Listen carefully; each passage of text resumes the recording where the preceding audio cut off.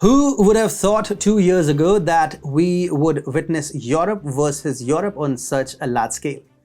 The passionate uprising across Eastern Europe sparked by Ukrainian stupidity is undermining the long-standing hegemony of the Franco-German powers. Is this their end of hegemony? Hi and welcome to a fresh new episode of The New World Order with me, Atul Mishra. Let's begin. US and European countries have poured billions of dollars in aid and weapons to the war as a bait to instigate Russia. After Sweden and Finland ditched NATO, it is that in the army general. However, the puppet king, consumed by power and fear It is no secret that Ukraine is a major global exporter of sunflower, maize, wheat, and barley. When Russia invaded in February 2022, its naval vessels blockaded Ukraine's ports, resulting in the trapping of around 20 million tons of grain. However, the blockade was resolved a few days later when a massive grain deal was struck with the help of the EU. Since then, there has been a significant influx of Ukrainian grain into Eastern Europe. This has created problems for farmers in the region who are struggling to sell their own produce. Romania, a major producer of corn and wheat within the European Union, has been hit the hardest, accounting for more than half of Ukraine's land-based trade since the conflict began.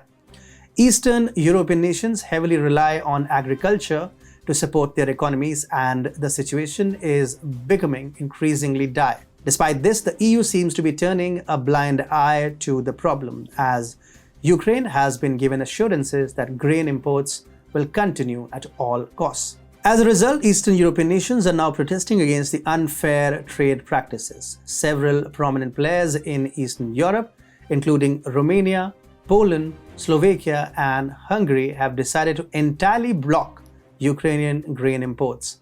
They claim that this move is necessary to protect local farmers who have been struggling due to the influx of Ukrainian grain flooding the market. Logistical challenges in Central Europe have led to the stockpiling of grain, causing prices to plummet and sparking protests from agricultural workers. The situation has become so dire that even Poland's agricultural minister resigned. Jarosław Kaczynski, the leader of Poland's ruling Law and Justice Party, has declared that the Polish countryside is facing a moment of crisis. While Poland supports Ukraine, it felt compelled to take action to safeguard its farmers. There are also rumors that Austria may join the blockade, which has baffled and angered both the EU and Ukraine. The EU Commission issued a statement expressing concern over Poland and Hungary's ban on imports of grain and other agricultural products from Ukraine. The statement emphasized that trade policy is the exclusive competence of the EU and that unilateral actions are not acceptable. The EU has requested further information from the relevant authorities to assess the measures and stressed the importance of coordination and alignment of decisions within the EU during these challenging times. Kiev's Ministry of Agrarian Policy expressed regret over the decision, describing it as drastic and unilateral. Ukrainian farmers, they argued, are already in difficult situation due to Russia's invasion. Ukraine has also protested the actions of the EU members, branding them discriminatory. The Ukrainian Agriculture Minister, Mykola Solsky, demanded the opening of transit as a vital component of any resolution to be enacted without condition. Only then, he stated, could any further negotiations be considered. The gravity of the situation cannot be underestimated, as the influx of inexpensive Ukrainian grain imports into Poland has rocked the local market, particularly in the southeast regions closest to the border with Ukraine.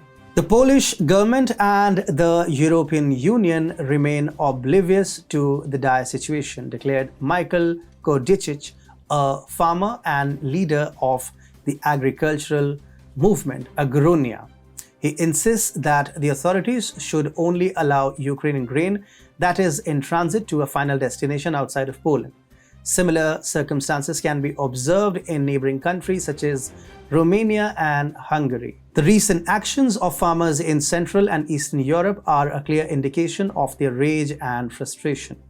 They called Henryk Kowalczyk, Poland's Minister of Agriculture, a traitor and charged him with destroying their livelihoods as they threw eggs at him.